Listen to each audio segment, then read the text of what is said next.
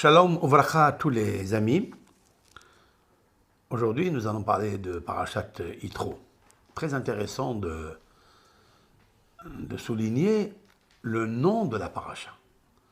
Le nom est le nom de ce grand personnage qui nous a appris comment se comporter. Si toute la Torah est constituée de lois qui ne sont pas émotionnelles ni sentimentales, des lois de structure, de discipline, d'obéissance, il est une qualité, une mesure qu'il nous faut acquérir à tout prix, d'urgence, parce qu'elle est vitale pour l'obéissance et la discipline.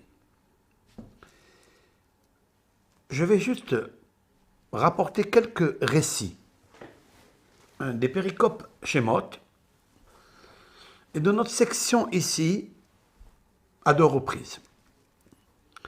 Dans notre section, nous trouvons quelque chose de très important. Lorsque la Torah nous fait remarquer la rencontre de Yitro avec son beau-fils Moshe Rabbeinu. Il a mérité quand même d'avoir Moshe Rabbeinu. Il est intéressant de savoir de quoi ils ont parlé.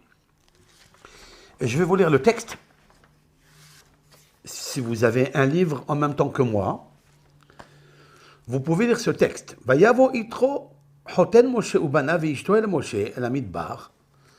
Et Yitro est venu, le beau-père de Moshe, avec ses enfants et sa femme, la femme de Moshe, el Hamidbar, dans le désert.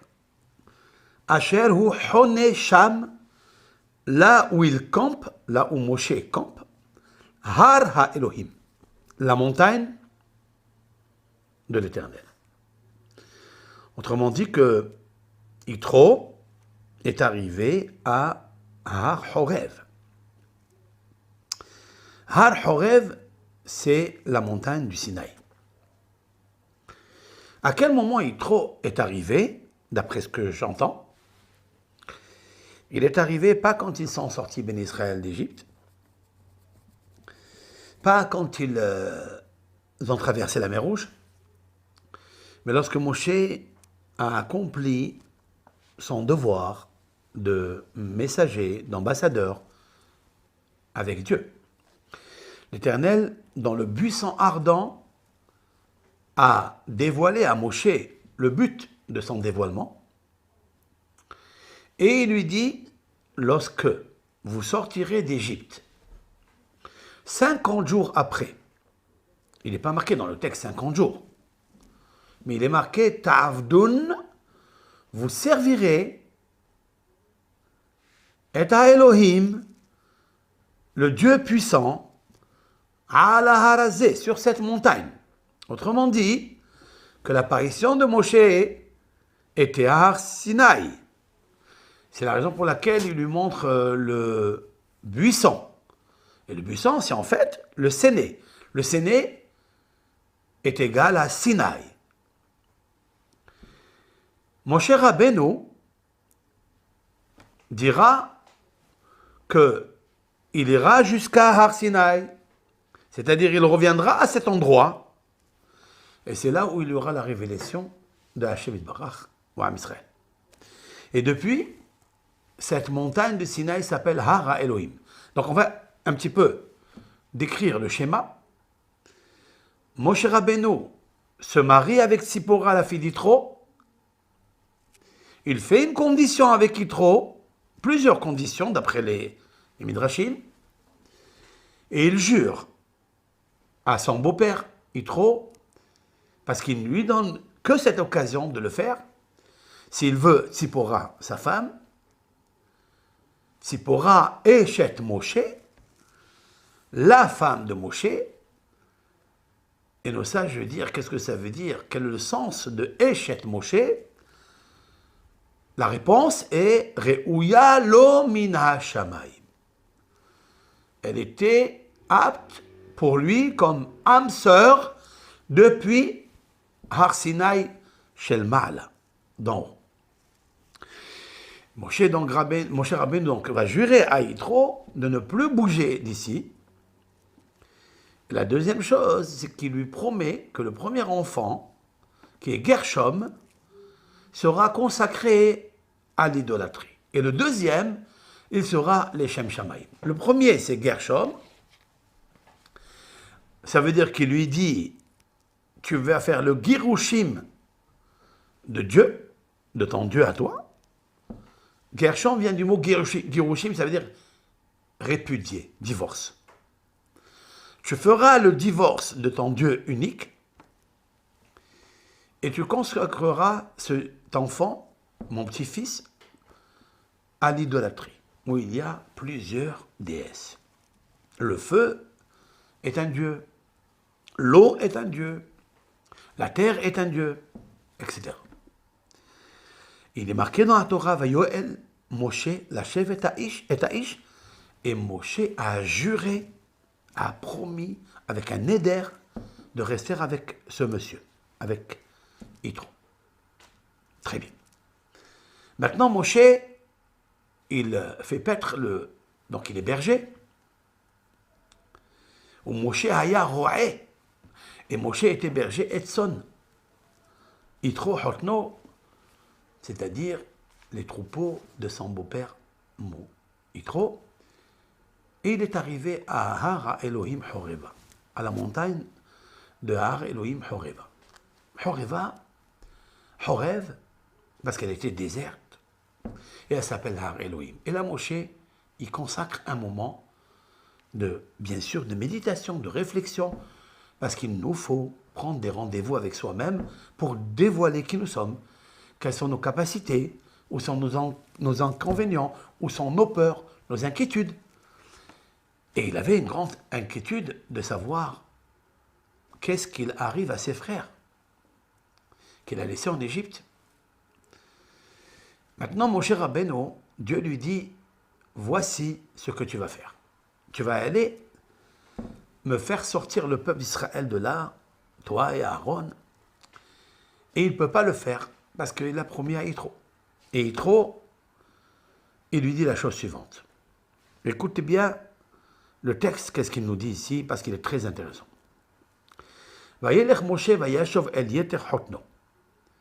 Et ça, c'est écrit dans Shemot Dalet, dans le chapitre 4. Il est marqué comme ça, dans le verset 18. Moshe, à la suite des paroles de Dieu, il va retourner chez Yitro, son beau-père. Vayomerlo.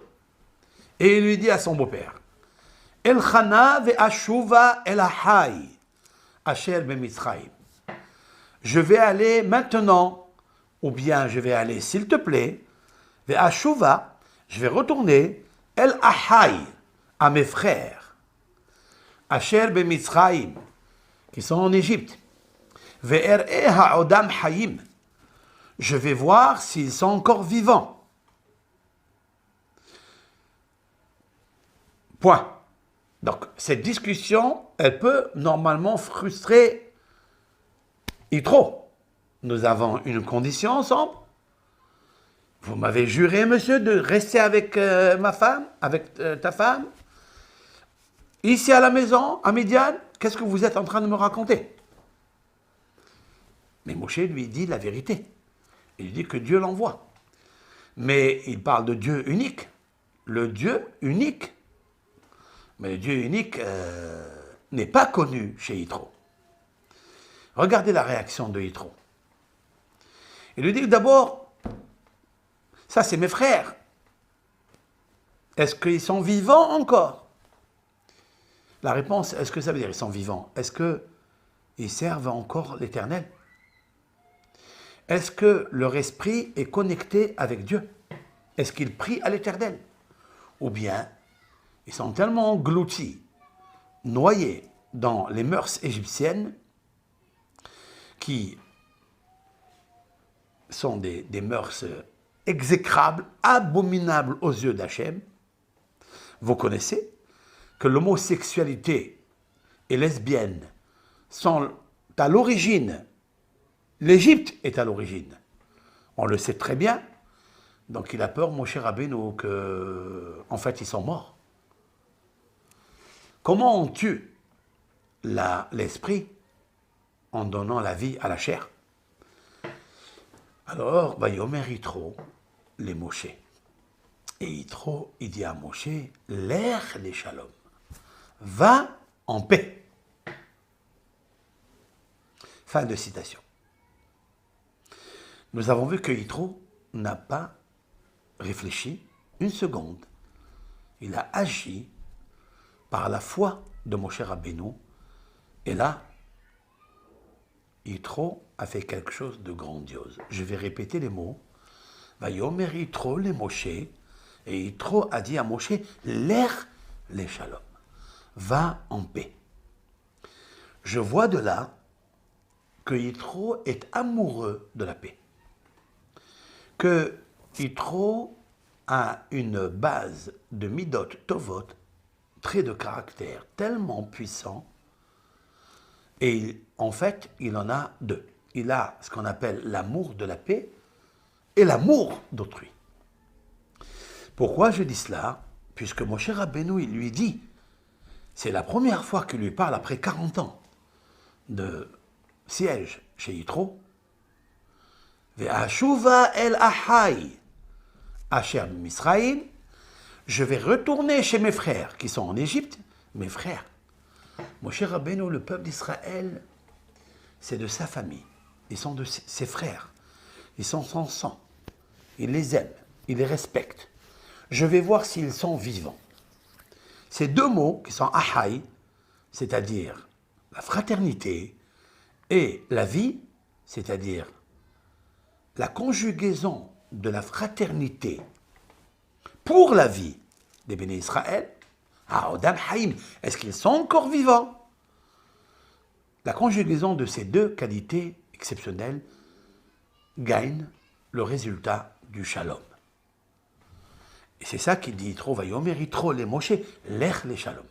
Va en paix. Ça veut dire qu'il lui souhaite que l'Éternel le protège en route.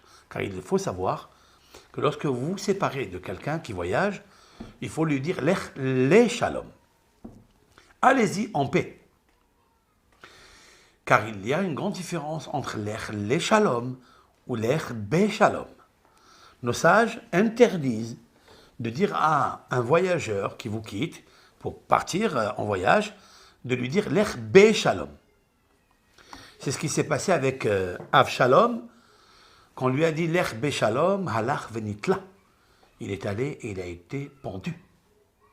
Tandis que l'ech le shalom, il y a comme une espèce d'ange qui protège la personne. Vous savez, quel est l'ange qui protège une personne? C'est le shalom, la paix. Et ça, c'est le hidouche de Yitro. Maintenant, écoutez bien ma question.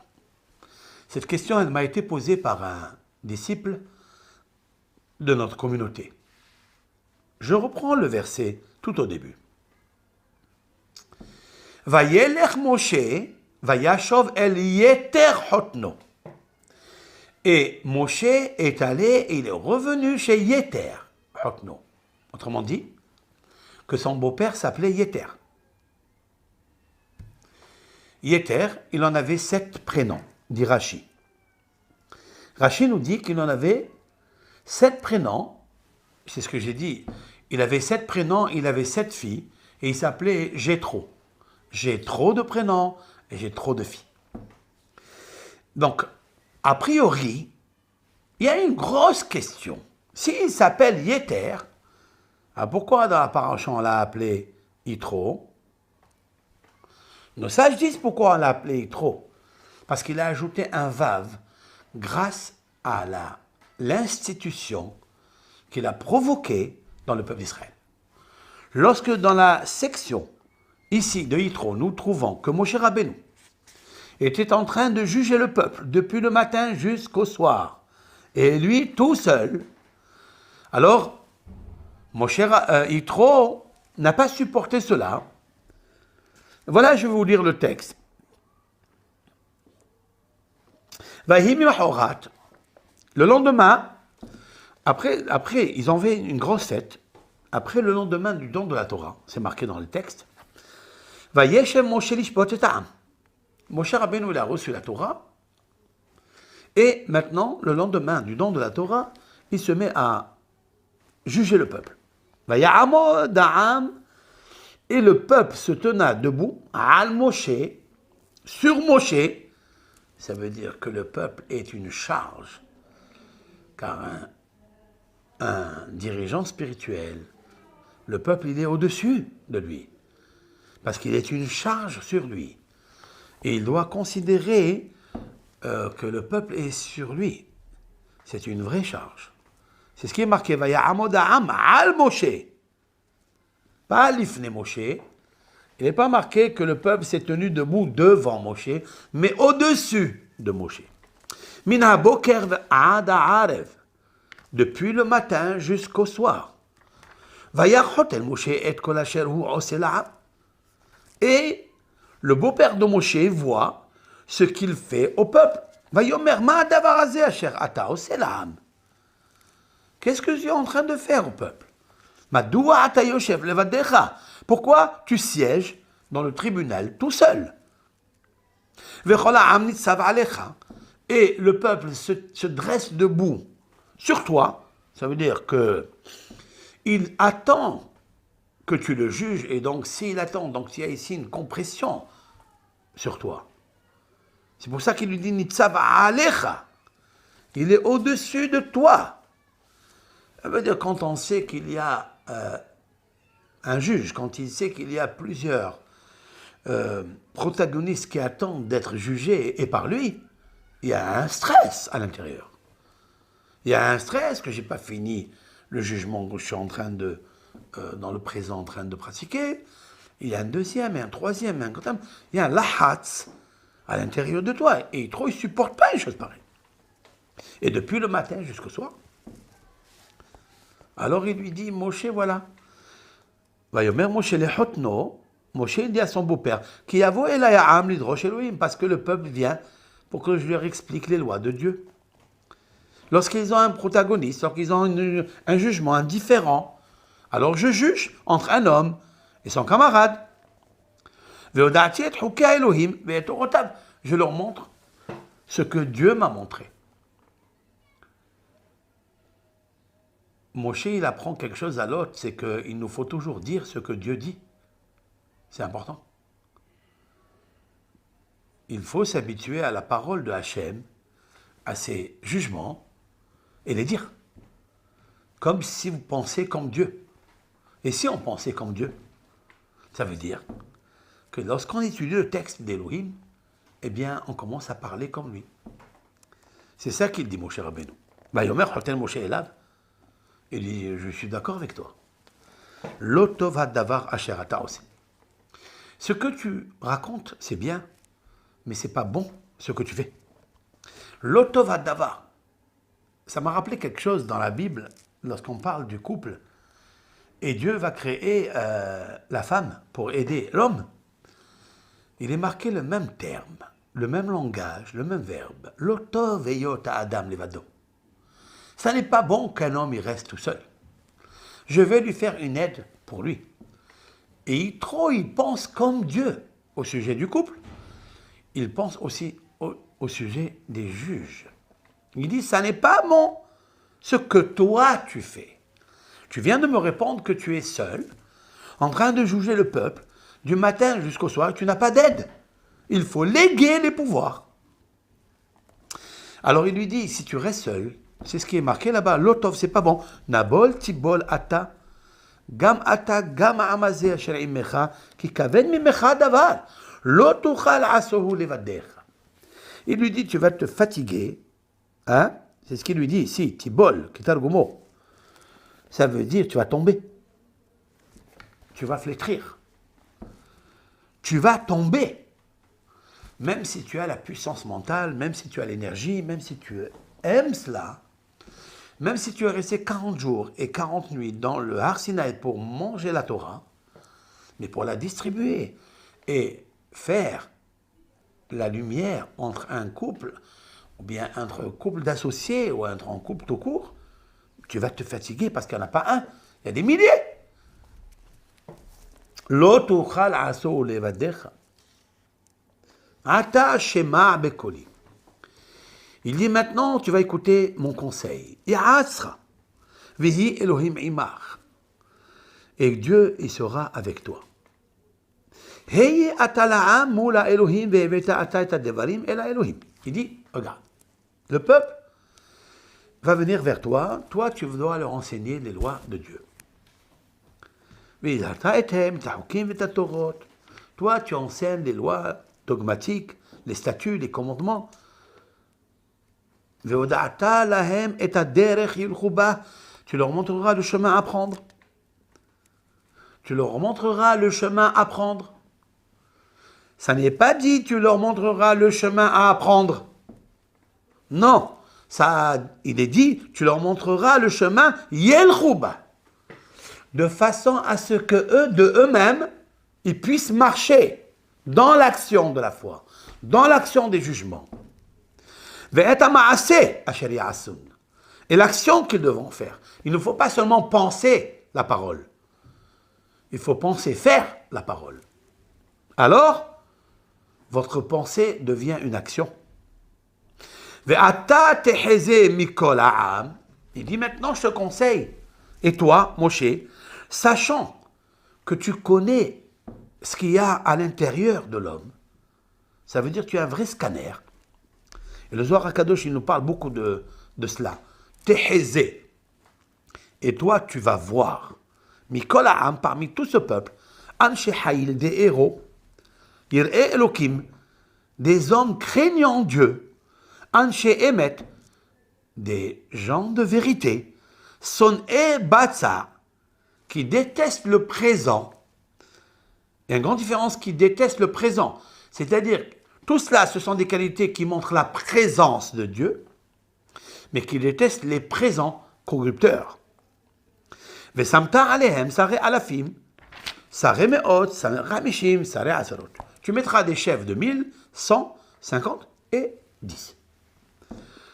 Veshaftu et ha'am bechol ha'et, ils jugeront le peuple à tout moment.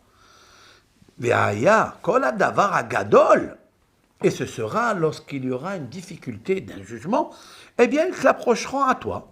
Et les petits jugements, eux, ils les jugent.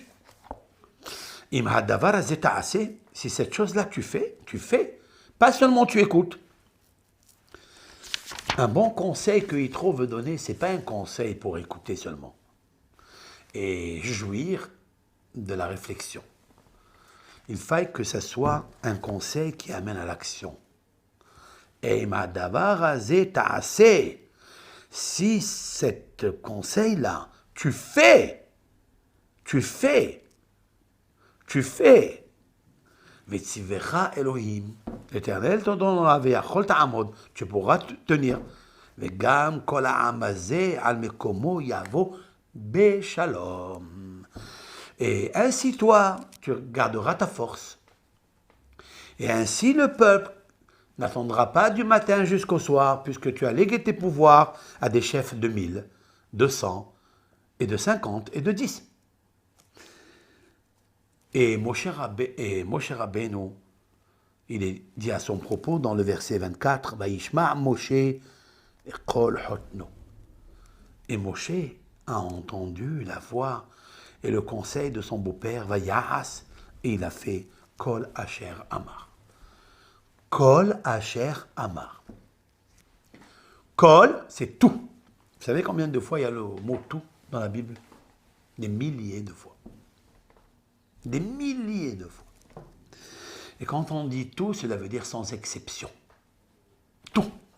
Quand on dit que Dieu, Kol Yachol, Dieu est tout puissant, c'est qu'il est tout. Ne réserve pas, n'économise pas quelque chose qu'il ne peut pas faire. Il peut tout faire. Il est le tout puissant. Et il est marqué dans la Bible plusieurs fois. Vayas Moshe Ka'asher Tziva Oto Elokim. Ka'asher diber elav Hashem. Et Moshe a fait tout ce que Dieu lui a dit de faire. Tout, sans exception. Et pourquoi Moshe est devenu le serviteur fidèle à Dieu? Comme il est marqué dans les Divrei Hayamim, lorsque Moshe est mort, la Torah dit à son propos, Moshe Avdi met. Moshe, mon serviteur, est mort. Il n'est pas dit sur aucune personnalité de la Bible, ni Abraham, ni Isaac, Abraham, mon serviteur, est mort. Il est à propos de Moshe, il est dit une chose pareille. Pourquoi? Explique le Ben Ezra, il est le seul à ne pas avoir ôté une parole. Il a accompli toutes les paroles. Il n'y a pas une chose qu'il a falsifiée ou qu'il a changée ou qu'il a modifiée. Tout ce que je lui ai dit, il l'a fait sans exception. Comme il est marqué là-bas à propos de Hachem avec Moshe, il est marqué ici, Vaishma Moshe le'kol hotno. Moshe, il entend la voix de son beau-père, Vaya'as, et il a fait Kol Asher Amar. Tout ce qu'il a dit. Immédiatement, il a choisi Moshe, des gens héros, et il a donné, etc., etc. Et avec ça, le peuple, il était en paix et en tranquillité. Béchalom. Je retiendrai le mot Béchalom.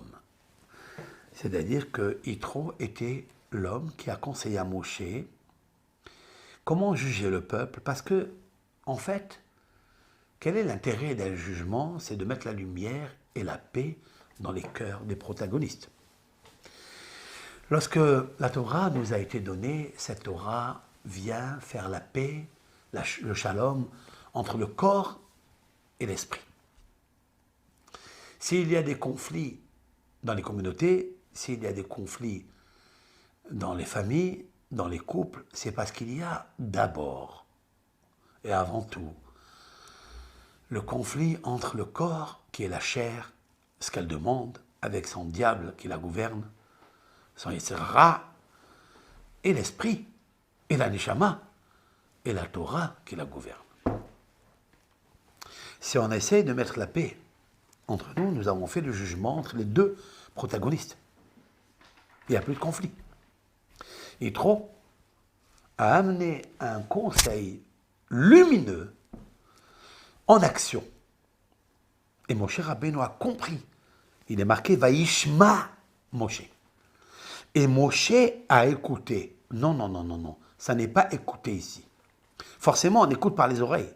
Mais on entend et on comprend par les oreilles de l'esprit et du cœur. Comme il est marqué à propos de Shlomo HaMelech, « Venatata le'avdecha lev shomea ».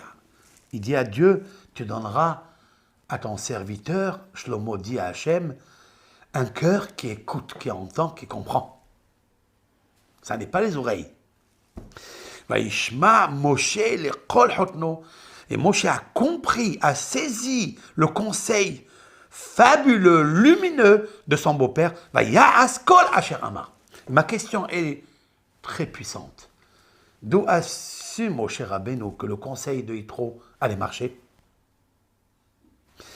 Moshe Rabbeinu est un homme de Dieu et il connaît la halakha, la loi de la Torah. Il la connaît parfaitement. C'est lui qui l'a reçue, c'est lui qui l'a distribuée. Pourquoi Moshe Rabbeinu n'a pas mis des chefs de 1000 et des chefs de 100 avant que Yitro vienne lui dire? Pourquoi Moshe ne sait pas? Parce que Moshe Rabbeinu est un homme de paix. Et comme il est un homme de paix, il sait que Dieu s'appelle Shalom, il sait que Dieu s'appelle Shalom, il sait que la Torah s'appelle Shalom. D'où on le sait qu'elle s'appelle Shalom?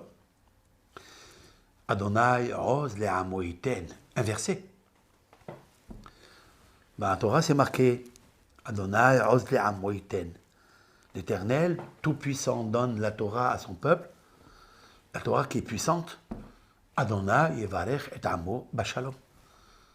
Alors Hachem a béni son peuple par la paix. Quelle est la relation qu'il y a entre le Oz, qui est la Torah, et le Shalom? Parce que la Torah, c'est le Shalom. La Torah apporte un réconfort, une maturité spirituelle, une maturité spirituelle dans le corps et dans l'âme, dans l'esprit et dans l'âme. Elle leur fait le Shalom entre eux. La Torah, elle fait la paix entre un homme et un homme, entre un homme et une femme. Et Moshe Rabbeinu, lui qui connaissait la vraie vérité de la lumière de la Torah, qui apporterait le Shalom au couple, ou à des protagonistes, des hommes d'affaires, des commerçants ou autres, il a eu peur, par souci, que le juge qui allait juger un couple ou deux commerçants, il n'allait pas connaître la halakha lumière qui allait mettre une lumière réelle, véridique dans le dossier qu'il jugeait.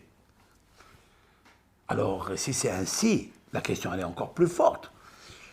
Yitro, il vient ajouter à Moshe quoi? Et la réponse est la suivante.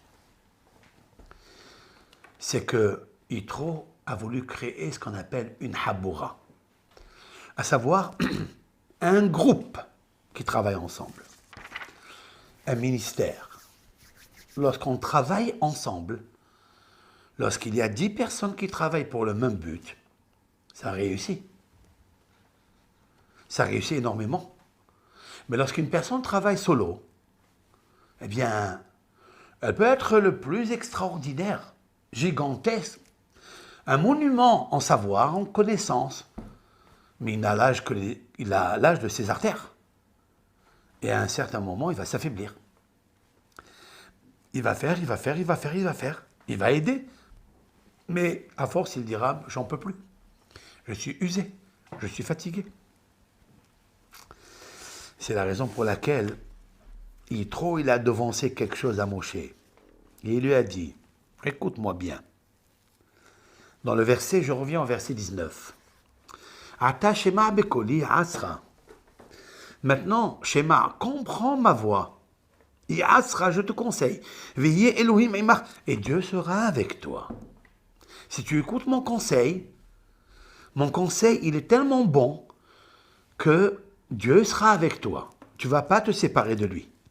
Et Ata La'am Moula Elohim. Toi, tu connais bien l'Éternel. Tu as vécu avec lui 40 jours, 40 nuits. Il t'a parlé qu'à toi. Mais toi, dirige-toi avec Dieu. Parle avec lui. Concerte-toi avec lui. Veveta ata, toi tu amènes. Quelle politesse. Quelle grandeur. Lorsqu'on veut donner un conseil à quelqu'un, de le mettre à une autre place, dans le travail, dans n'importe quel... dans un bureau, et alors que ce dernier peut percevoir les choses comme un affaiblissement. À savoir, il était dans ce poste et on veut le changer, il était dans ce bureau, il était habitué, il est tranquille, on veut le changer de ce bureau. Les gens n'acceptent pas facilement. Ils pensent que vous allez leur enlever leur crête, leur couronne. Mon cher Rabbeinu, il entend de Yitro quelque chose, il lui dit « Veheveta ata ». Il dit « Ce sera toujours toi qui vas amener les paroles de Dieu vers le peuple. C'est toi qui vas les avertir à tous, c'est-à-dire à tous les chefs de tribunaux. Tu vas les avertir, tu vas leur apprendre les lois de la Torah, les chemins à prendre. Et c'est toi qui choisiras le peuple. Il ne lui enlève pas son kavod. Et c'est là où Moshe Rabbeinu a compris que Yitro était un homme de paix. Et Moshe Rabbeinu l'a accepté. Et là, la Torah nous dit, en fait, jusqu'à présent, il s'appelait Yeter. Et maintenant, on a ajouté Yeter, on a ajouté Vav, qui est la Torah. Parce que, en fait, la Torah, c'est le Shalom. Et le Vav, c'est une lettre qui tient debout. Vous voyez, c'est comme un pilier qui tient debout. C'est le fondement de la Torah. Mais le Vav qu'on a ajouté à Yitro, il veut dire quelque chose de très très grand. Plus grand encore qu'un pilier. C'est que le vrai pilier sur lequel la Torah tient, c'est l'amour et la paix. Parce que le Vav, en hébreu, dans la grammaire, on l'appelle Vav Hahibur. C'est l'article de conjonction, de coordination. La cohérence entre un élément et un autre, entre un homme et une femme, entre un juge et son peuple, entre le peuple et son Dieu. C'est le Vav qui nous relie ensemble. C'est la raison pour laquelle vous trouverez dans tous les parchemins de la Torah, du Sefer Torah, de la Bible, à excepter quelques exceptions, en haut, quand vous montrez à la Torah la prochaine fois, vous regardez toujours à la page en haut, commence par la lettre Vav, Vav, Vav, Vav, Vav. Même la forme du parchemin sur laquelle reposent les lettres de la Torah, les versets et la parole de Dieu, tous, ils sont comme un Vav. Vous voyez le parchemin comment il est, ça? Hop là, c'est un Vav. Parce que le Vav, c'est Vav Hibour. C'est l'amour. C'est la conjonction. Tu ne peux pas jouer de l'accordéon s'il n'y a pas la coordination. C'est impossible. C'est-à-dire l'accordéon, c'est la musique. Tu ne peux pas jouir de quelque chose si toi-même tu n'es pas relié avec la chose. Eh bien, Yitro a donné quelque chose à Moshe de grandiose. C'est qu'il faut un lien entre lui et les chefs spirituels qui travaillent avec lui. Maintenant, tu as une crainte que peut-être ces chefs spirituels ne sont pas assez présents dans l'omniprésence de Dieu. C'est possible. Mais cela est déjà rattrapé par le conseil de Yitro en lui disant « Toi, Moshe, tu feras d'abord des cours aux professeurs qui vont suivre l'enseignement et les leçons et faire suivre le Vav Hibour. C'est le Vav de conjonction avec le peuple. Toi, tu prends de Dieu et tu transmets et eux, ils transmettent. C'est sûr et certain que ça va direct. Mais il faut que tu choisisses, Moshe, que des gens très sérieux, obéissant à Dieu.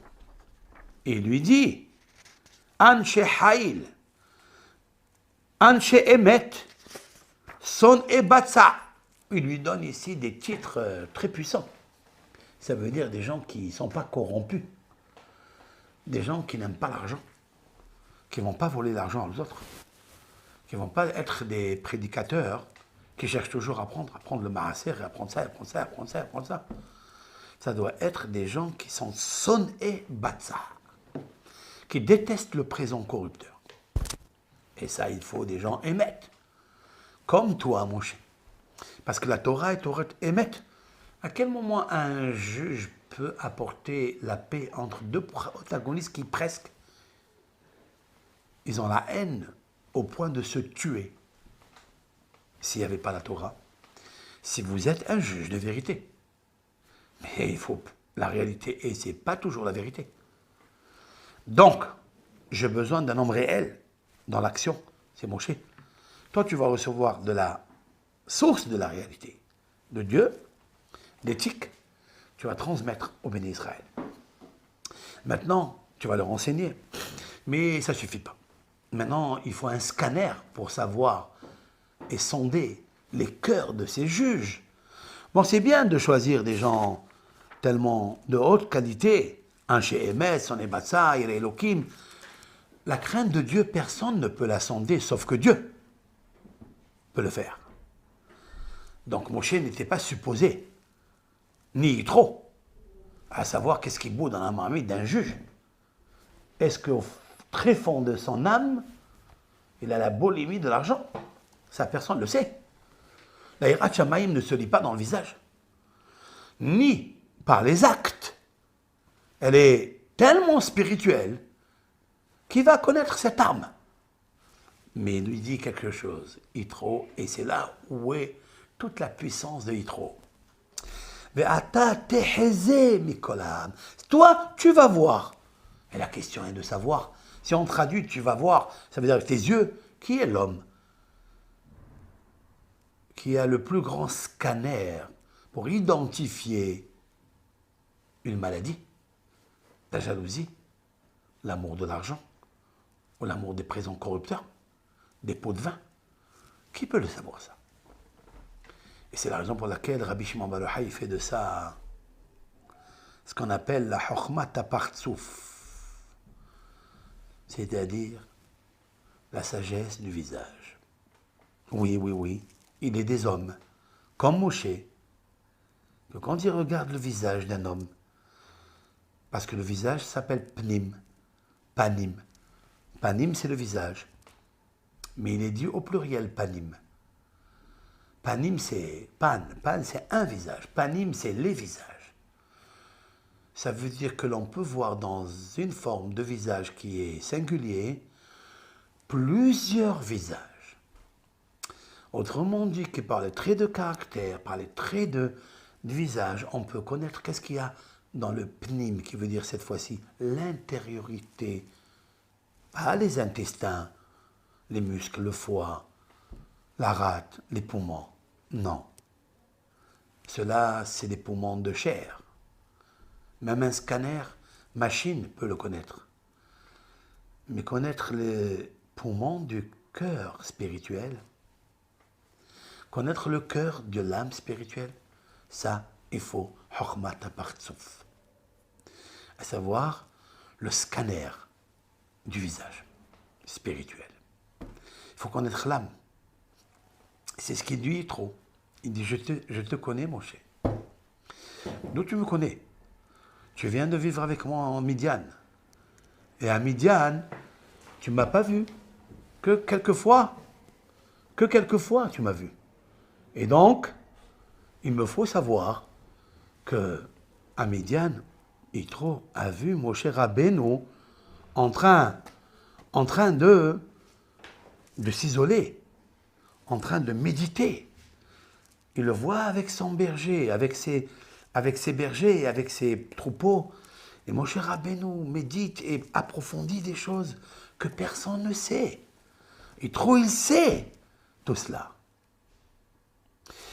On dit que Moshe Rabbeinu, il a la force de la parole. C'est comme ça que Balak, quand il a envoyé à Bilam, il lui dit viens me voir, je vais te gâter, je vais t'honorer, je vais t'enrichir. J'ai besoin de l'homme de parole que tu es. Et pourquoi il appelle cet homme-là? Parce qu'il dit que Moshe Rabbeinu, il est très fort en parole, la puissance de la parole. Nous, on a vu que Moshe Rabbeinu, il était fort en Midian, de la parole. Est-ce que parce que les gens venaient le voir et comme cela, il bénissait les gens, il guérissait? Il faisait lever des paralysés de leurs chaises roulantes? C'est ça? Peut-être oui.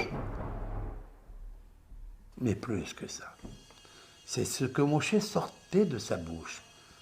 La chose se réalisait. Et là, Yitro, il l'a vu. Il dit, maintenant, tu es un homme de Dieu, je le sais. Alors, regarde à l'intérieur des hommes dans ton scanner mature, spirituel. Est-ce qu'il est un homme qui aime l'argent? Est-ce que ce juge-là est bon pour juger ton peuple? Il finit avec le mot Béchalom. Et lorsque Moshe Rabbeinu, il entend le mot, et ce peuple-là résidera en paix, Béchalom, alors Moshe Vaishma Yitro. Alors Vaishma Yitro, ça veut dire, Vaishma Moshe, et Moshe a entendu, il a compris. En fait, le Vaishma Moshe, dans cette affaire, il est en correspondance avec Vaishma Yitro, du début et le titre de la paracha. Donc Yitro, c'est sûr et certain qu'il savait que le berger qu'il avait réussi à recevoir chez lui à la maison était l'homme qui avait une force dans sa parole. Je voudrais expliquer c'est quoi cette force de la parole et quelle est la correspondance qu'il y a mesure pour Yitro de recevoir Moshe comme gendre. En quoi les points sont communs, les caractères sont communs, peut-être même une discipline de mesure des traits des caractères. Je voudrais apporter un midrash sur ça.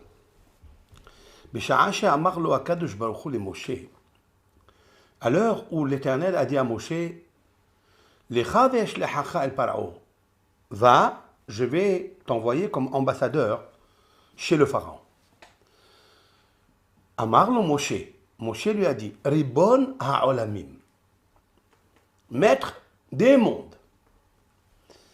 Là, il a employé Ribon ha'olamim, les maîtres des mondes. Il n'a pas dit Ribono shel olam, maître du monde. Retenez cette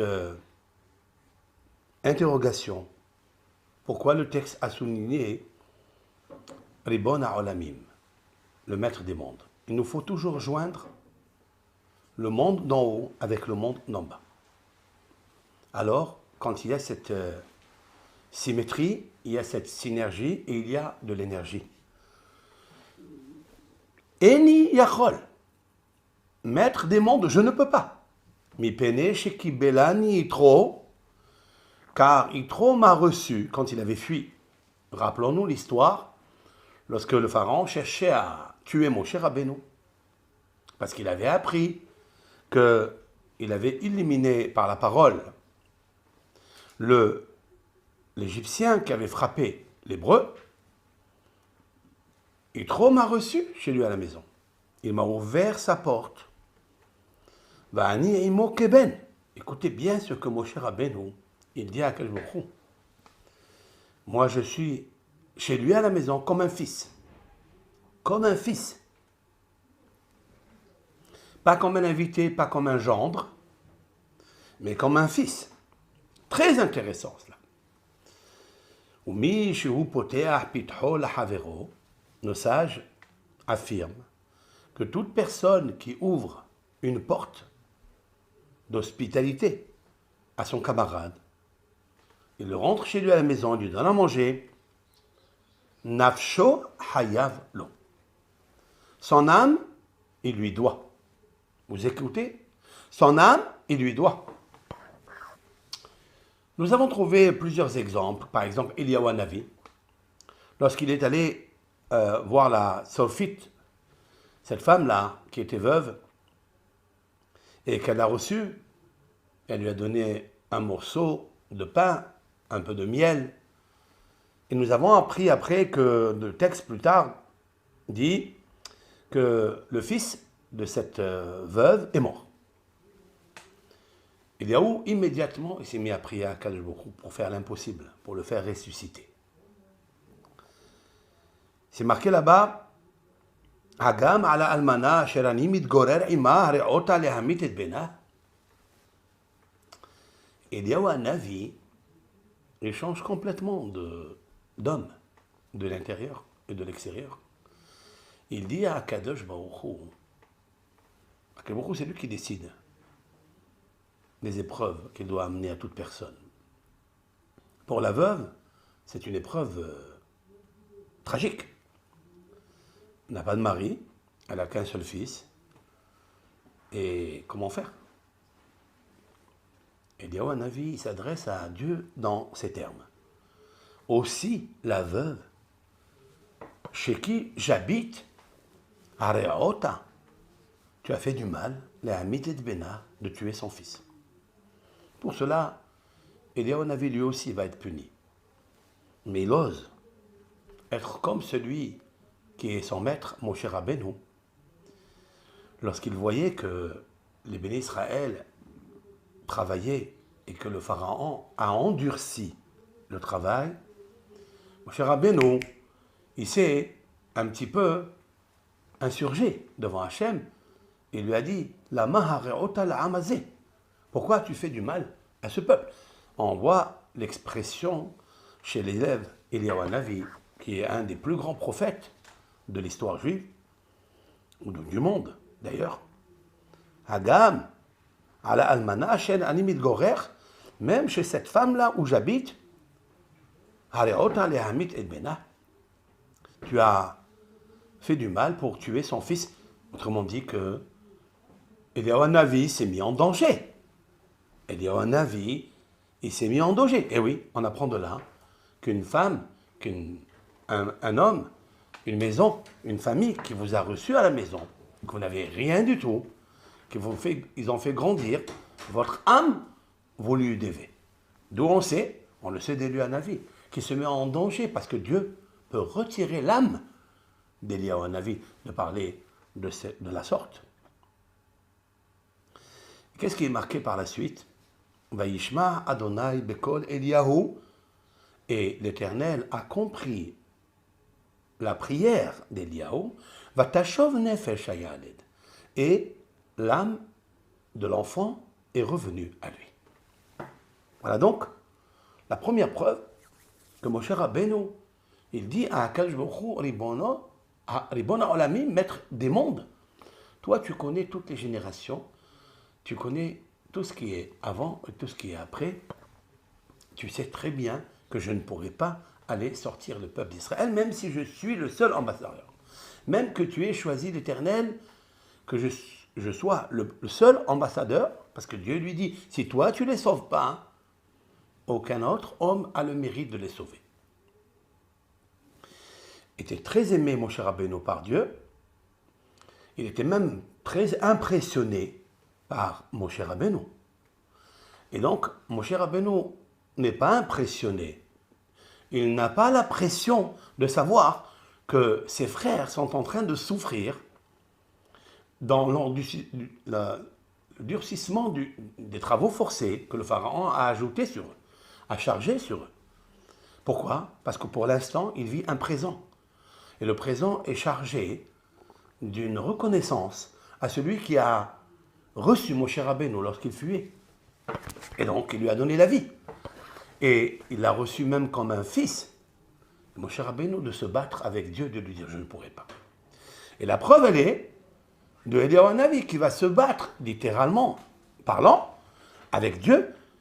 Et quand on se bat pour la reconnaissance, eh bien Dieu exauce. Et avec cela, on apprend quelque chose de grandiose. C'est lorsqu'on reconnaît à quelqu'un le bien qu'il nous a fait, pas seulement qu'on lui doit la vie, qu'on se doit de sacrifier notre vie pour, mais que ça marche, et ça marche très très fort devant Hachem. Pourquoi? Parce qu'il y a ici une résurrection des morts. C'est une des fois où Eliyahu Hanavi va faire ressusciter le mort. Plus encore, le texte nous dit, le Lord est là, seulement, chez Kol hapoteach pitcho lahavero, tout celui qui ouvre la porte à son camarade, hayav bichvodo yoter me'aviv ou me'imo. Écoutez bien ce que le Midrash Hagadol, Midrash Rabbah, nous dit, que toute personne qui a reçu une tova, un bienfait, une hospitalité, un hesed, mais qui était vital, bien sûr. On ne parle pas ici juste d'un cadeau ou d'une petite chose qu'on a donnée à quelqu'un. Non, il lui a ouvert sa porte au moment où il n'avait où aller. Il doit l'honneur à ses camarades plus que son père et que plus que sa mère. D'où on le sait.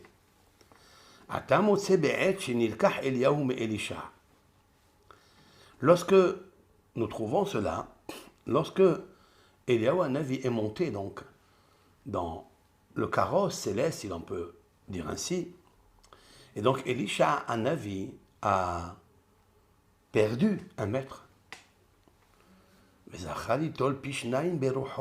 Et Eliyahu Hanavi à ce moment-là, il a reçu, Elisha, le prophète Élisée, Elisha, reçoit double part de l'Esprit Saint qu'avait Eliyahu Hanavi. Comme il est dit, Vayina pi shenaim beruhacha elai. Eliyahu Hanavi va dire à Elisha, tu vas recevoir double de l'Esprit Saint que je possède. Alors, ayalolech esel aviv ve'imo le'ahayotam. Immédiatement, Elisha devait partir chez son père et sa mère pour les faire vivre. Comme Elisha, lui aussi, il a appris de son maître Eliyahu, lorsqu'il était reçu par la Shunam, cette femme qu'il avait reçue, qui lui avait placé au-dessus de sa maison, dans le grenier. Elle lui a placé une table, un lit, pour étudier, s'isoler et se reposer. Et lorsqu'elle a perdu son fils, elle s'écria à Elisha, mon fils, il a eu mal à la tête et il ne se réveille plus. Elisha, lui aussi, il s'est sacrifié, il a sacrifié sa vie pour faire sortir l'âme, pour faire revenir l'âme qui est sortie de l'enfant. Et nous trouvons que Eliyahu aussi, il a fait ça. אלא שמסר נפשו על אכסניה שלו. Mais nous avons trouvé que et Eliyahu Hanavi et son disciple Elisha sont allés sauver l'enfant pour raison, pour cause de la gratitude qu'ils avaient par rapport à la Shunam pour Elisha et la Tzolfit. C'est un endroit qui s'appelle Tzalfat, ce n'est pas la France, hein, Tzalfat, où habitait cette veuve. Pourquoi tout cela? Parce qu'il nous faut être reconnaissant et donner son âme et même faire vivre l'enfant de ces femmes plus que le père et la mère qui n'avaient pas de quoi manger et ils ne se sont pas occupés d'eux. On voit de là qu'on honore son camarade qui t'a fait du bien, t'a fait rentrer chez lui au moment où tu étais dans une difficulté hiyunite, c'est-à-dire vitale, comme Moshe Rabbeinu, pareil. Lekach Amar Moshe Lifnei HaKadosh Baruch Hu, Ribono Shel Olam. Maintenant il revient à Ribono Shel Olam, maître du monde. Kibelani Yitro Venahagbi Kavod. Yitro m'a reçu chez lui à la maison, il s'est conduit avec moi avec beaucoup d'honneur. Il a ajouté, comme son fils, Lekach Eni Oler El Birshoto. Je veux partir, Dieu. Tu m'as envoyé Hachem. Je veux aller, sauf avec sa permission. Lekach, c'est pourquoi Moshe Rabbeinu n'est pas allé directement en Égypte, par l'ordre divin, après avoir reçu les révélations, après avoir rencontré Aaron, ils se sont mis d'accord qu'ils allaient en Égypte. Il a d'abord été chez lui à la maison, là où il habite comme un fils chez Yitro, et il lui demande la permission. Et c'est pourquoi le verset intervient, Vayelech Moshe, et Moshe alla, Vayashov el Yeter Hotno. Il est allé voir son beau-père Hotno. Maintenant, qu'est-ce qu'on apprend de là? Deux choses. On apprend de là qu'une personne qui a reçu du bien d'une autre, d'une famille, il devra donner sa vie pour elle. Moshe Rabbeinu avait promis de ne pas quitter cet homme, comme nous l'avons vu dans le texte. Vayoel Moshe Lashev et Taish, et Moshe s'est engagé par serment, disent nos sages, de rester avec cet homme, et il est resté 40 ans. Il n'a pas bougé. Et bien que Dieu, il lui a donné la parole, il l'a obligé, littéralement, pour aller sortir le peuple d'Israël, il n'y avait que lui, Moshe a tenu sa force, la parole. Il a dit un mot, il a fait le mot. Ça, il nous faut apprendre que si on a la discipline des engagements que nous avons pratiqués, eh bien l'Éternel, il nous donne une force pour faire des miracles, pour faire vivre la almana, pour faire vivre l'enfant. Eh bien, ça n'est pas pour faire des miracles, parce que à Dieu appartiennent les miracles. Mais l'Éternel, il fait passer par toi les miracles. Et c'est pour ça que lorsqu'on a demandé à Balak, Balak a demandé, Moshe Rabbeinu a grandi à Midian, mais quelle est sa force? Il dit, sa force est dans la parole. En fait, ils le savent d'où? Ils le savent d'ici. Pour moi, pour ma part, c'est pas qu'il faisait des bénédictions que ça réussissait. Certes, parce que l'Éternel ne profane jamais la parole d'un tzaddik qui ne profane pas sa parole. Et donc, quand il prie, ça marche. Et de sa bouche ne sort pas le mal. Il sort que l'encouragement. Il sort que de donner l'espoir aux autres, de faire grandir les autres, comme Moshe Rabbeinu. Et des fois, même de parler difficilement à Dieu et lui dire « Lama hareot ala hamazé, pourquoi tu fais du mal à ce peuple? Tu m'as envoyé? Tu m'as envoyé Hachem? Eh bien, je vais employer la parole même qu'elle est difficile. » Mon cher Rabbeinu, il aura un grand problème avec ça, avec Hachem.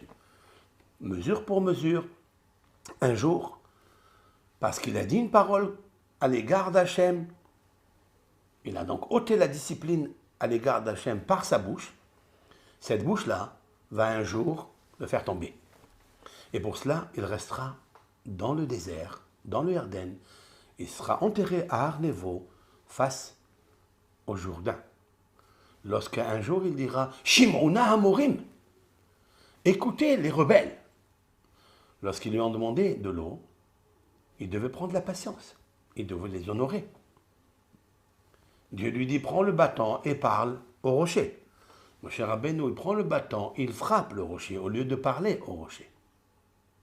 La réponse, elle est, parce que s'il allait parler, ça n'allait pas marcher. Et donc, au lieu de parler et de dire au rocher, dans ton eau, il a frappé. Pourquoi? Avec ce même bâton qu'il a frappé l'Égypte. Avec le même bâton par lequel Dieu lui dit, avec ça tu feras des miracles. Avec ce même bâton, il va faire une chose de gravissime, c'est qu'il va dire au peuple d'Israël, vous êtes des rebelles. Vous êtes des ânes, quoi. Et lorsqu'il leur dit comme ça, il faute avec sa parole. Et Dieu lui dit, parce que tu as dit une chose pareille, pour certains commentateurs, bien sûr, des Rishonim, des rabbins du Moyen-Âge, qui disent que la faute de Moshe, parce qu'il a dit un mot que Moshe ne doit jamais dire au peuple d'Israël. Il doit se comporter avec eux seulement avec des encouragements, avec beaucoup de patience. Et là, il a perdu. Pourquoi? Cette même parole qu'il a dit à Dieu, pourquoi as-tu fait la mahareota, la hamazé, pourquoi as-tu fait du mal? Regardez, si on regarde, la ma, il y a un mem, hareota, il y a un yud, il y a un he. Après, vous avez hareota, vous avez un resh, la ham, après, vous avez encore un mem. Vous voyez qu'il y a à l'intérieur hamorim. Hamorim, ça veut dire les rebelles.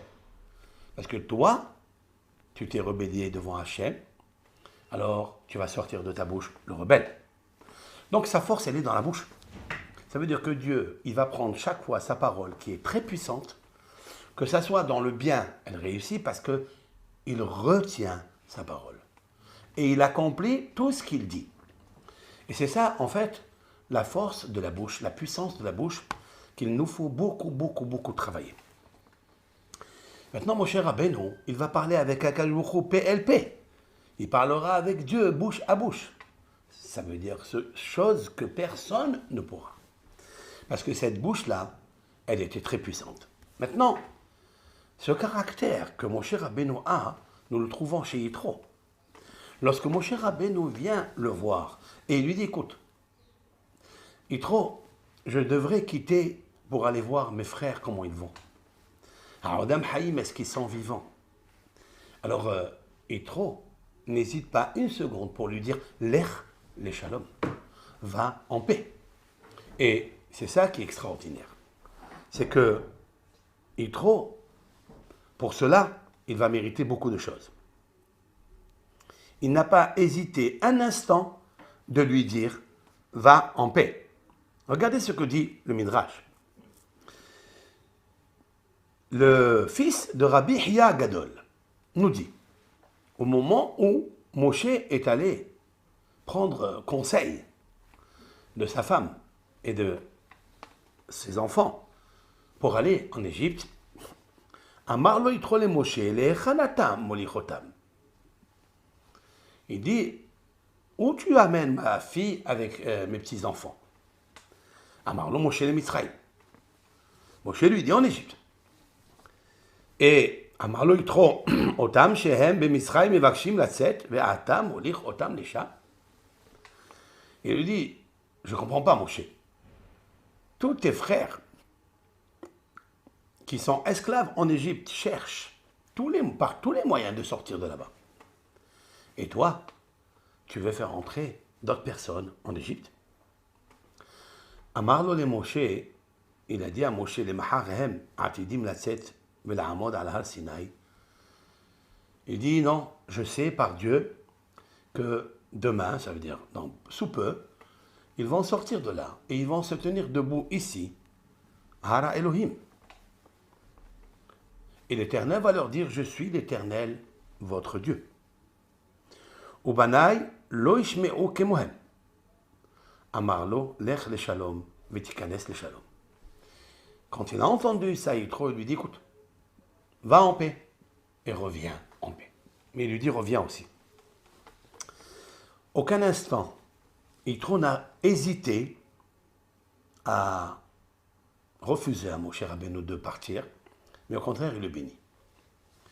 Alors je voudrais parler de cette qualité du shalom. En fait, avec ça, je réponds à une question. Très grosse question. Il y a un midrash très étonnant. Je voudrais partager avec vous ce midrash.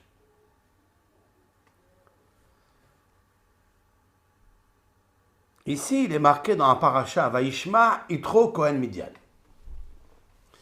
Et Yitro a entendu, lui qui était le grand prêtre de Midian et le beau-père de Moshe. Le midrash s'étonne. C'est un midrash chez Mod Rabbah, dans son chapitre 27, 8. Il dit le midrash, ici il est marqué Vaishma Yitro. Et là, en haut, le verset que je vous ai cité tout à l'heure, Vayelech Moshe Vayeshev El, Vayashov El Yeter Hotno. Et Moshe est revenu voir son beau-père Yeter. Mais la machina kan shemo mi Yeter le Yitro. Pourquoi ici la Torah, dans cette section, l'appelle Yitro au lieu de Yeter? Réponse. Shiva'a Shemot Nikralo. Yitro avait 7 prénoms et le Midrash les cite entiers. Yeter, Yitro, Hovav, Reuel, Haver, Putiel, Keni. Yeter, pourquoi il s'appelle Yeter? Kesheaya Nochri, quand il était non-juif, quand il était étranger, donc un Midianite, étranger au judaïsme, on l'a appelé Yeter. Et c'est pour ça que c'est marqué là-bas, Vayashov El Yeter Hotno. Il s'appelait Yeter, c'était un nom juif, un Ben Noach.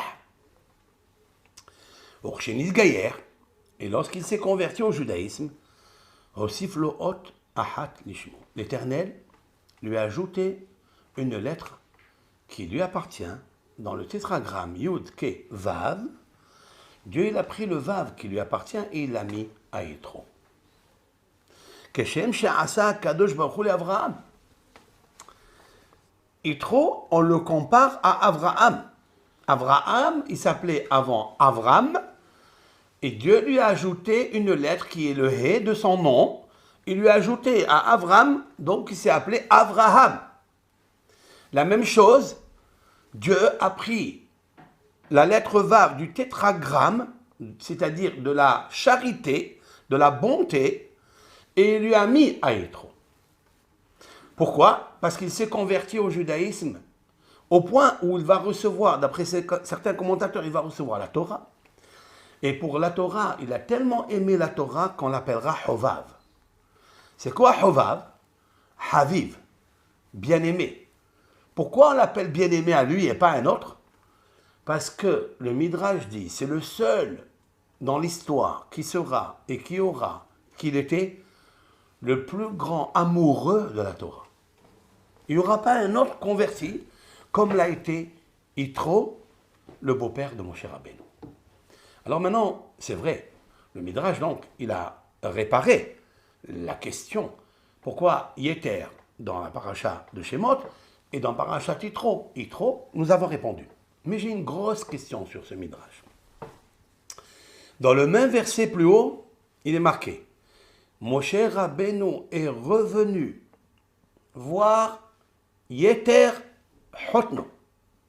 Et il lui dit, je vais aller maintenant voir mes frères, est-ce qu'ils sont vivants? Et là, dans ce verset, la fin des mots, Vayomer Yitro, l'Ech le Shalom.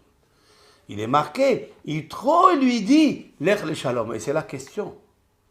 Le Midrash aurait pu poser la question, pourquoi le verset nous dit, oh, Yeter, et là il nous dit, Yitro. Dans le même verset.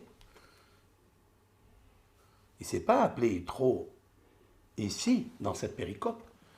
Il s'est fait appeler Yitro déjà, là-bas, lorsqu'il a dit Lech le Shalom. Et la réponse est la suivante. Vous savez où a commencé la gloire de Yitro? La grandeur de Yitro? Lorsqu'il a dit Lech le Shalom. Lorsqu'il a sorti de sa bouche une bonté à Moshe Rabbeinu. Moshe Rabbeinu était coincé. D'un côté, c'est son beau-père. Il l'avait reçu comme un enfant.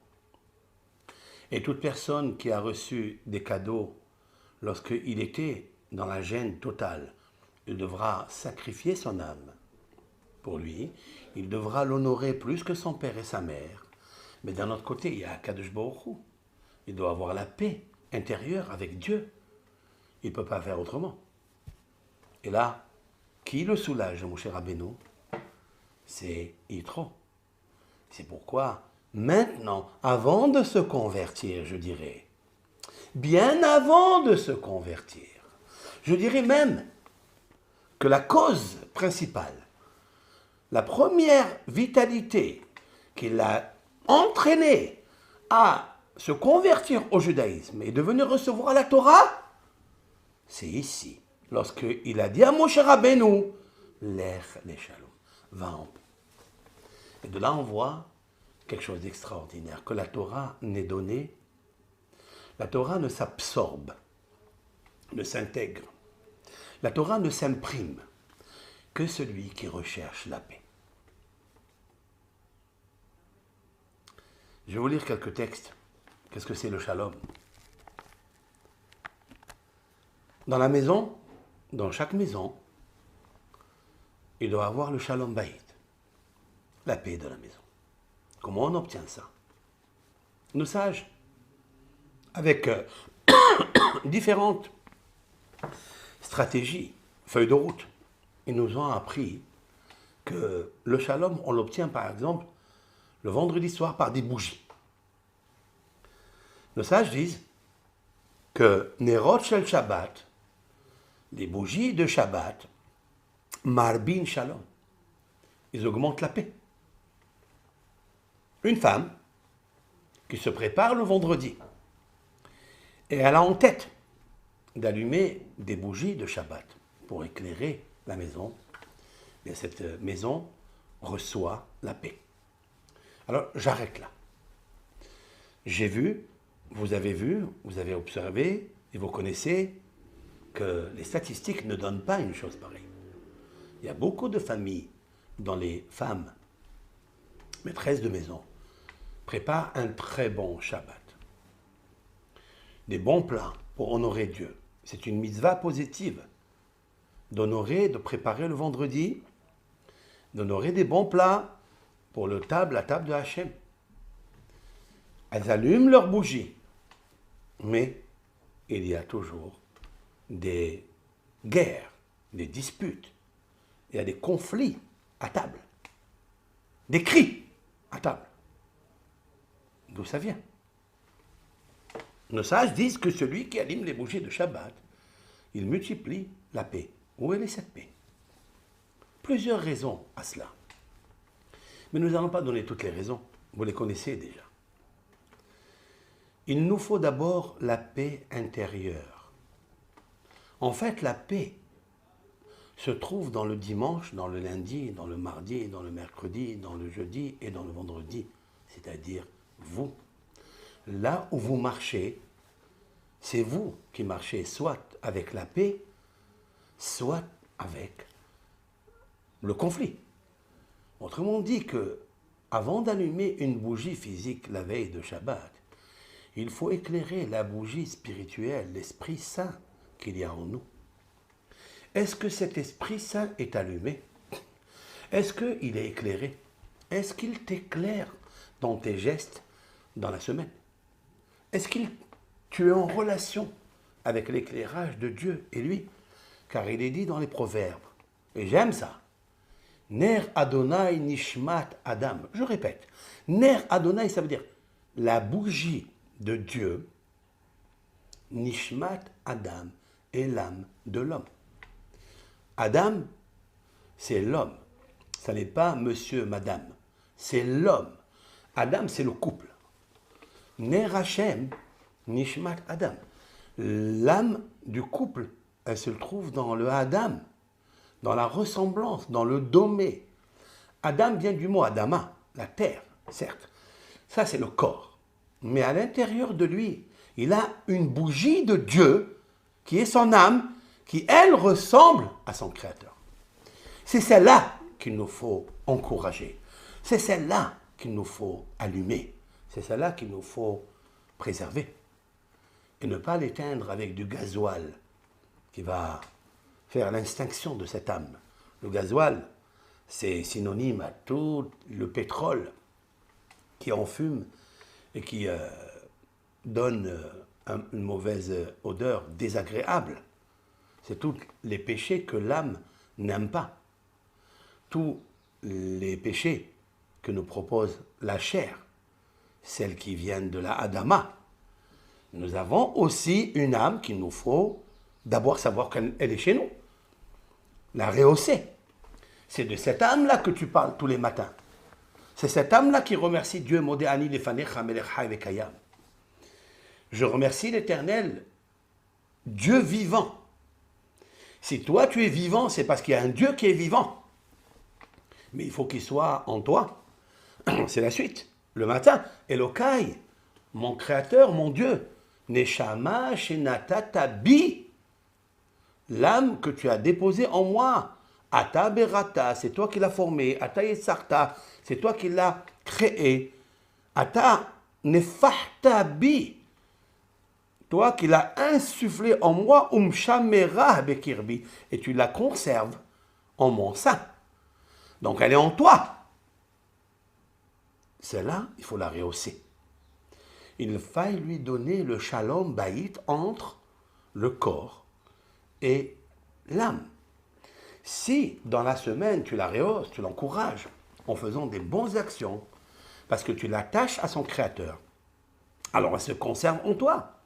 Et donc, la chair, c'est-à-dire ton égoïsme, c'est ta avote, ces plaisirs, ces désirs que tu aimes et qui sont la soif de ton but, eh bien ça, tu peux le calmer, tu peux les réguler, tu peux les régénérer en les éclairant par cette Neshama qui est extraordinaire. La Neshama, elle aussi, elle a cette ahava. Elle aussi, elle a ses plaisirs. Tzam'a nafshi l'Elohim. David Amelech dans les psaumes, vous verrez maintes fois qu'il a une soif de son âme à Dieu. Ner Hashem, la bougie de Dieu. Il existe une bougie de Dieu qui est l'âme, qui est la Torah. Cette bougie-là, elle doit pénétrer à l'intérieur de ton corps, de la Adama. Si lundi, mardi, mercredi, tu la renforces, alors comment on la renforce? Avec l'attitude. Et la bonne attitude que tu dois avoir avec les autres, en cherchant la paix. Comme David Amelech a dit dans les psaumes, et ça on le lit le Shabbat matin pour ceux et celles qui viennent à la prière tout au début, ne ratez pas ces psaumes, ils sont merveilleux. De l'eau claire, de l'eau douce, pour étancher le corps de l'homme qui a besoin. L'homme, son corps s'apitoie. L'homme, il s'énerve. Il a besoin qu'on fasse attention à lui. Il veut plaire à tout le monde. Ce corps-là, pour lui arrêter cette soif, il faut l'étancher avec de l'eau, des mots de la prière, pour guérir les maux, les malaises qui est à l'intérieur de lui. Et donc, lorsqu'on lit Mihaïsh et Hafez, Haïm, quel est l'homme qui désire la vie? De quelle vie s'agit-il? De quel repos s'agit-il? De quelle tranquillité s'agit-il? Ce n'est pas le repos du travail, ce n'est pas les vacances du travail, c'est les vacances de l'âme tout en travaillant. Tu peux travailler, tu peux faire des exercices de sport, et en gardant toujours une vie qui est connectée, branchée, éclairée par Dieu. Miaïch Havetz Haïm, quel est l'homme qui désire la vie? Ohev Yamim Lir Otov, celui qui aime les jours, lundi, mardi, mercredi, parce que la vie elle est grande. En fait, elle est courte. Et nous, on pense qu'elle est longue. C'est 70 ans. Ce n'est que 70 ans. Regardez comment elle passe très vite. Je dis même quelque chose. Lorsqu'on va au cimetière, qui s'appelle d'ailleurs Bet Haïm, la maison des vivants. Et on lit dans une tombe, il ne nous faut pas lire. Les tombes, c'est interdit de lire, ça apporte l'oubli. Mais ça nous arrive de voir. Il est marqué ici, à cet endroit, est enterré Monsieur X, fils de X, nom de famille.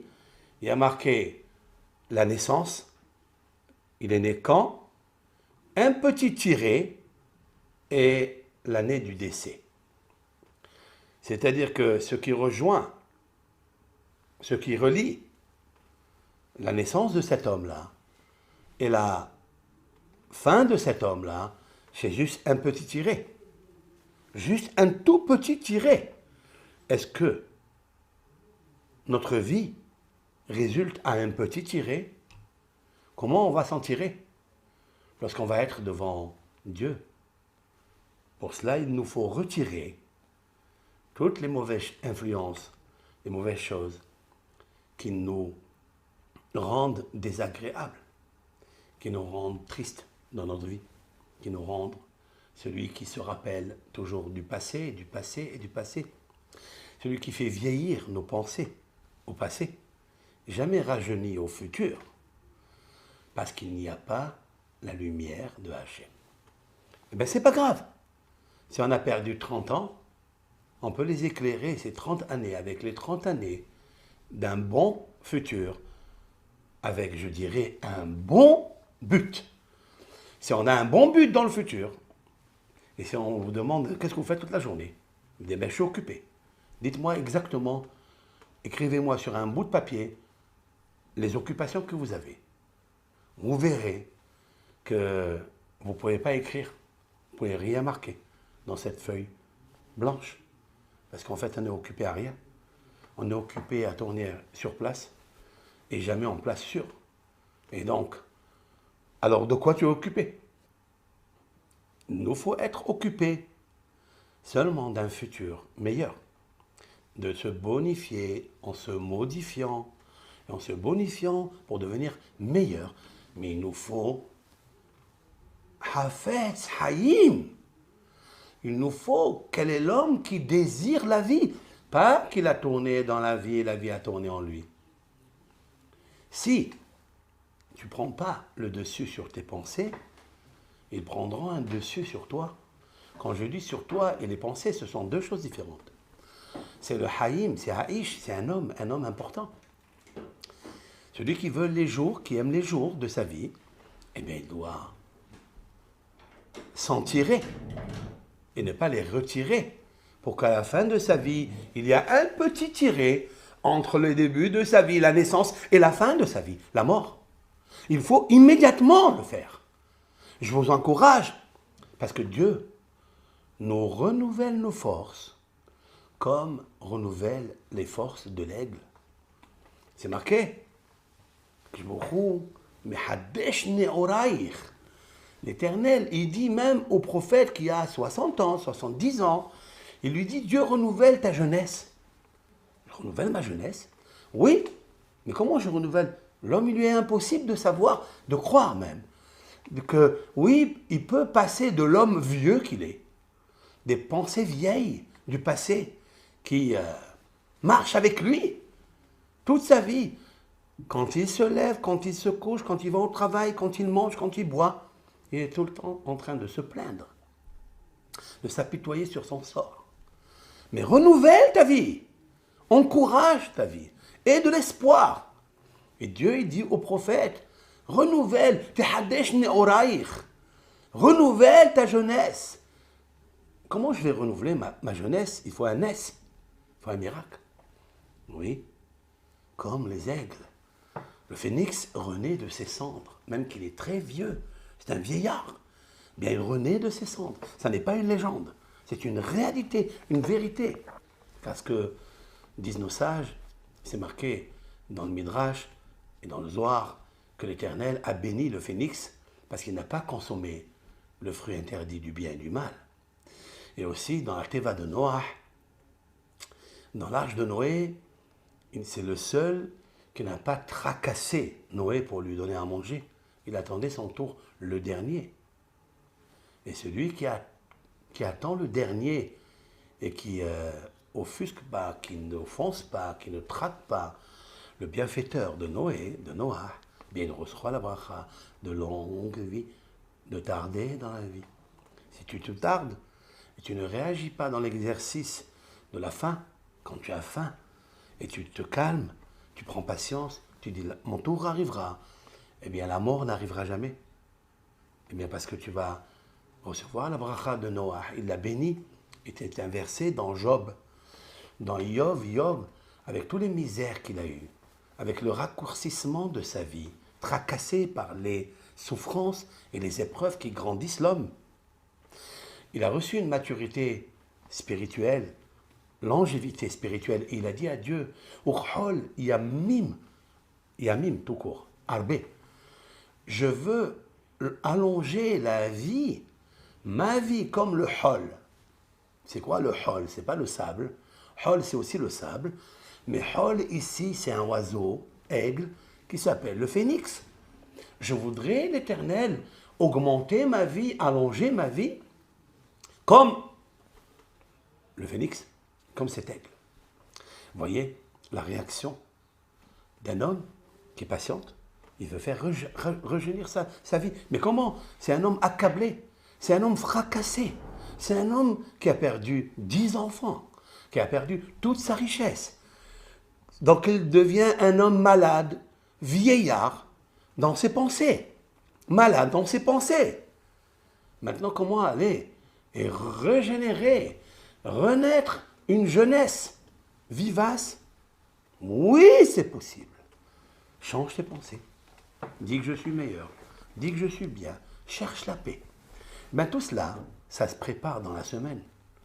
Alors, à cette condition, quand vous rentrez dans le Shabbat, automatiquement, on peut allumer les nérotes de Shabbat. Les nérotes de Shabbat seront le reflet des nérotes de Shabbat, du repos qu'il y a en toi.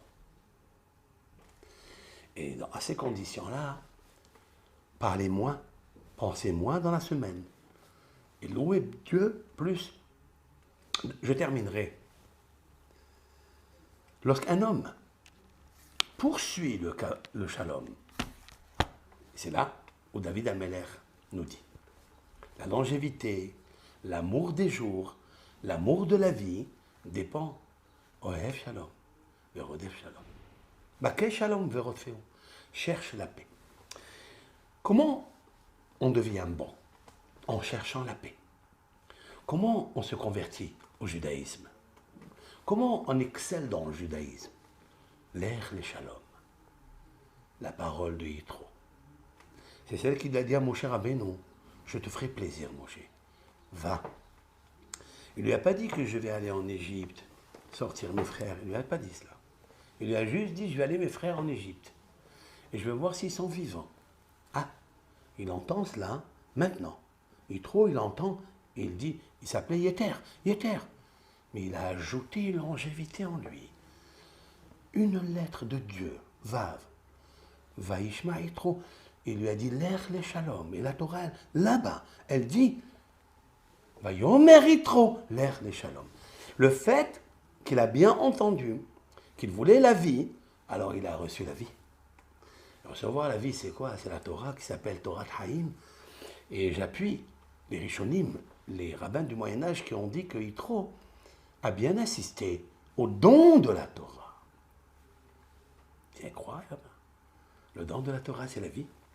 Devenu juif, il a vu un petit peu ce que Akadosh Baruch Hu était, et là-bas, il a offert à l'Éternel, Olaouz Vahim, des holocaustes et des Ushlamim, des sacrifices rémunératoire.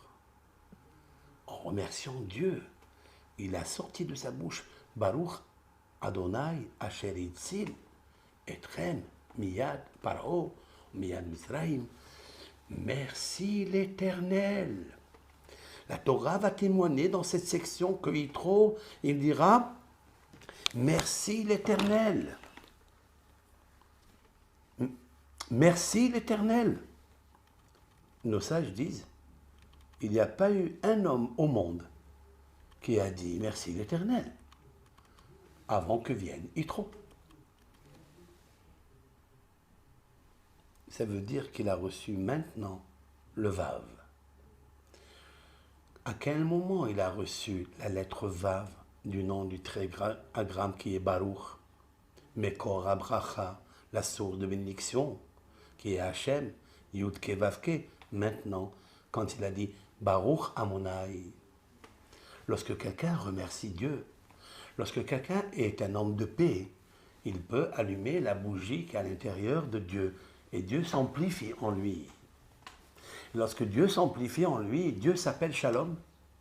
Si Dieu s'appelle Shalom, alors il est rentré en lui. Il cherchera le Shalom. Et c'est lui qui donnera à Moshe Rabbeinu le conseil de poster des chefs, des juges, qui vont amener la paix entre le couple, entre les amis, entre les protagonistes. C'est lui qui amènera le Shalom. Il terminera d'ailleurs avec ce mot Bechol ha'am al mekomo yavo beshalom. Il terminera avec le mot qui est le nom de Dieu. Parce qu'il a commencé avec, il y a longtemps, quand Moshe Rabbeinu lui a dit est-ce que je peux partir voir mes frères? Alors Yitro lui a dit l'ech les shalom. Alors maintenant Yitro, il mérite autre chose. C'est lui qui fait la paix entre les frères de Moshe et les bénis Israël. Ça veut dire que Dieu n'abandonne aucun geste bon, aucune parole bonne que nous disons. Elle est enregistrée chez Hachem. Et tôt ou tard, il l'amènera. Je prends une des paroles du Sefer Hamidot de Rav Nachman de Breslev, pour le citer, ce grand tzaddik. Il dit par la course, pour faire, quand tu cours, quand tu accèdes à cette course, c'est un grand mot, ça. Courir pour faire le shalom. Courir. Ça n'est pas rester passive, dans sa passivité. Et lorsque le shalom doit arriver vers toi pour le faire, alors peut-être tu as envie de le faire. Si tu n'es pas occupé à autre chose. Car on est toujours occupé pour ne rien faire. Ou peut-être tu es occupé à ton propre shalom que tu n'as pas.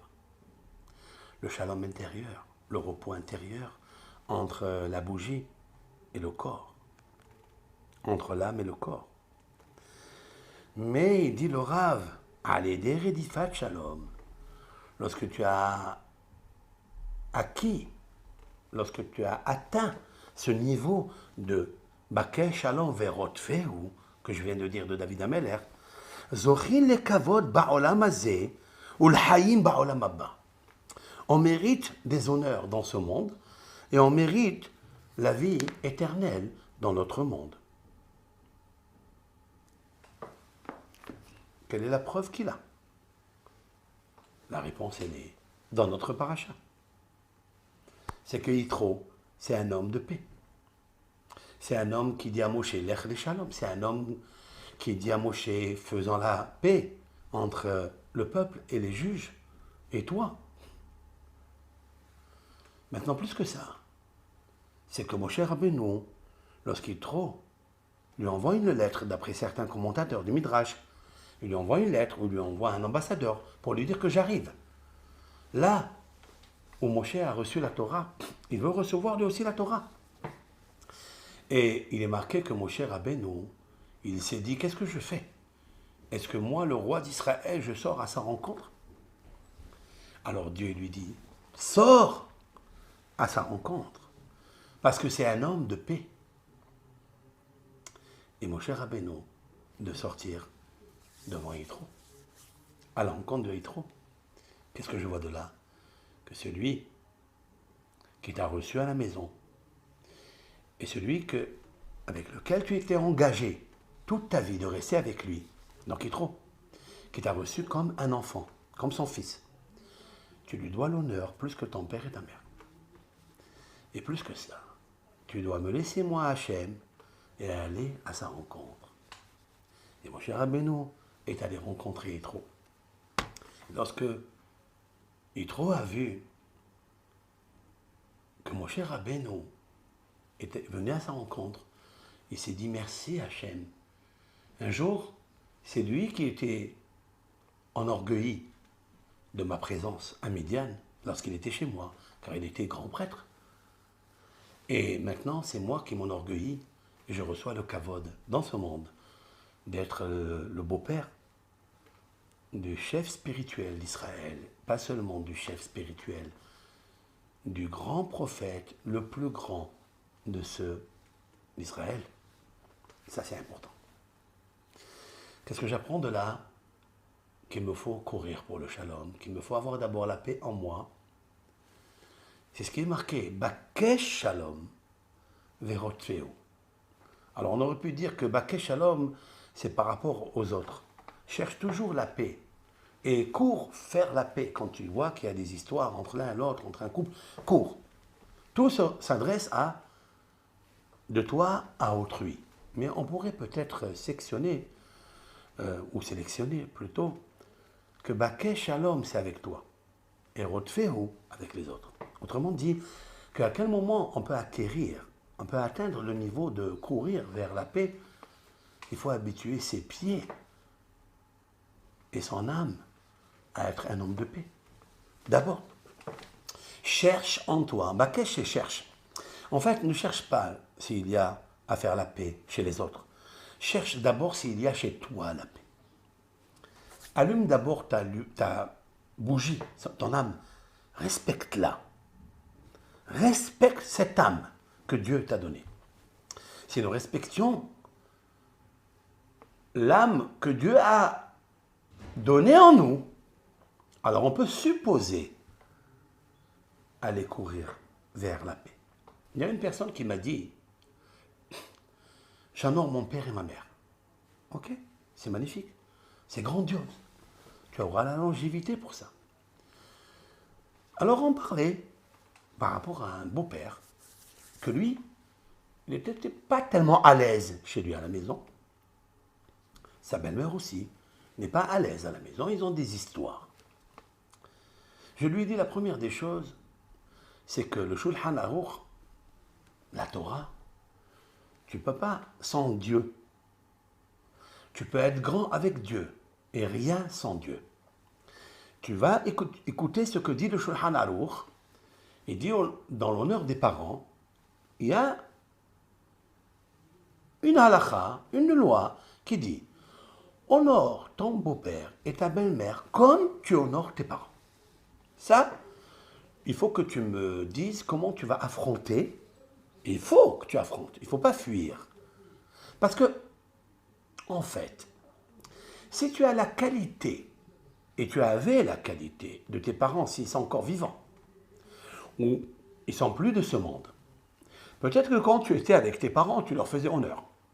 Peut-être des fois, tu ne leur faisais pas honneur. Donc, tu n'avais pas acquis encore le shalom qui est en toi. Puisque des fois, oui, des fois, non.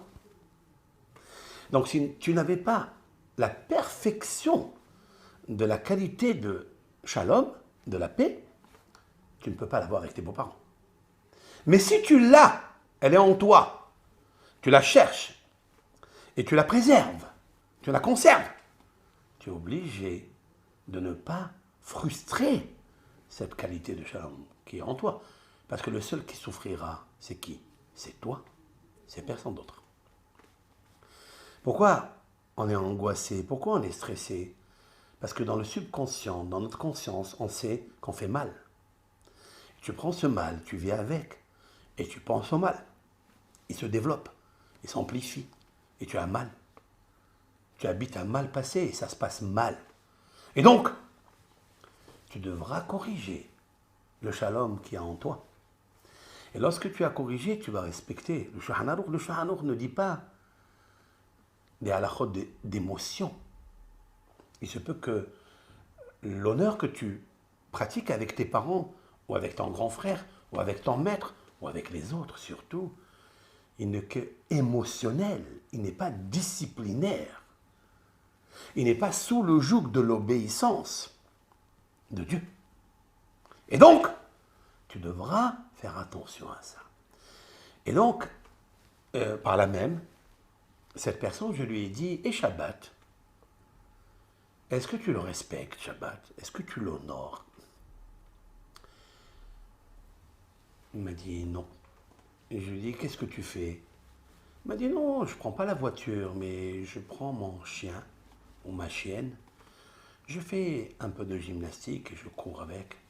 Je la porte avec moi parce que j'aime ma chienne, j'aime mon chien.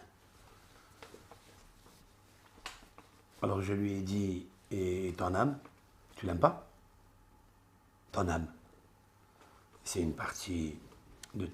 C'est pas une partie, c'est ta vie. C'est elle ta vie. Si Dieu, tu le respectes, et c'est pour ça que tu respectes tes parents par l'obéissance, tu dois respecter ton âme par l'obéissance de Dieu. Donc tu dois être disciplinaire. Comment ça se fait que Shabbat, tu ne fais pas honneur à cette âme? Alors je lui ai dit, quand tu respecteras avec l'aide de Hachem, je t'encourage de le faire, c'est un bon conseil que je te donne.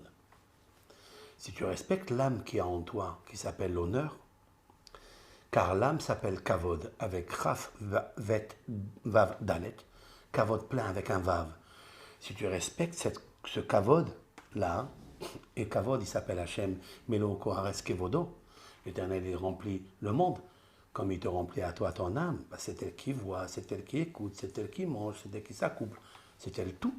Le jour où Dieu te la retire, n'oublie pas de tirer. Le petit tiré qu'il y a entre ta vie, ta naissance et la fin. Ce petit tiré, c'est Dieu qui l'a tiré de lui et te l'a posé à toi. Ton âme. Et tu en fais quoi de ça?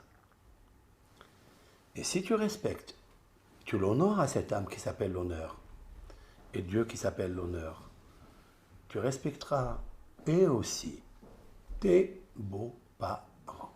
Sache-le. Comment faire? Mais ils sont durs. Gna gna, gna gna.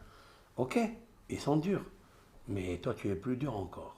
Parce que tu prends ton âme, tu l'emprisonnes dans la semaine. Le jour du Shabbat, tu le prends, tu le mélanges avec tous les jours de la semaine. Dieu t'a donné 6 jours. Fais ce que tu veux. Va faire la course, va en montagne, va où tu veux. Fais ce que tu as à faire, tu es libre. Mais le jour du Shabbat, c'est Kavod Shabbat. Kavod Shabbat, c'est Shalom Shabbat. Tu veux le Shalom Shabbat, il faut Kavod Shabbat, alors tu auras la paix. En fait, la paix ne se trouve pas chez les autres. Tu ne peux pas courir faire la paix à tes grands-parents et ne pas la faire tout court à tes beaux-parents. Il faut la faire d'abord en toi. Et en toi, c'est ton âme. Et ton âme, c'est ton éclairage. Tu veux être éclairé dans ce dossier, respecte-la. Finalement, il a commencé à réfléchir. Je n'ai pas dit qu'il a fait encore, mais il réfléchit. C'est à méditer. Et donc, voilà mon petit cours que je voulais distribuer en ce jour-là pour l'émission Remez, RJM, et Remez, tout court, allusion. Et bien sûr, il sera diffusé aussi pour nos amis des réseaux sociaux, de notre site, de Facebook et de YouTube, Hachem Barach, qui nous aide toujours à éclairer et ramener les enfants de Dieu qui sont un jour égarés et de les faire garer dans le palais de Dieu. Kol Tov, Shabbat Shalom, Parashat Yitro.